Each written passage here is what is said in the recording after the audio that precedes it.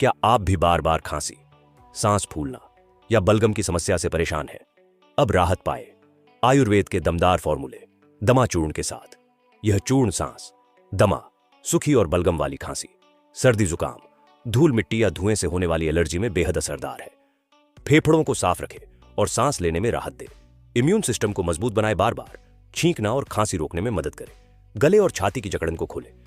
इसमें है मुलेठी, सौंठ, बनावशा, अश्वगंधा, कालोंजी, लौंग, पिपली और अंबा हल्दी जैसे शक्तिशाली आयुर्वेदिक घटक। दमा चूर्ण, आयुर्वेद का भरोसा, हर सांस में आराम।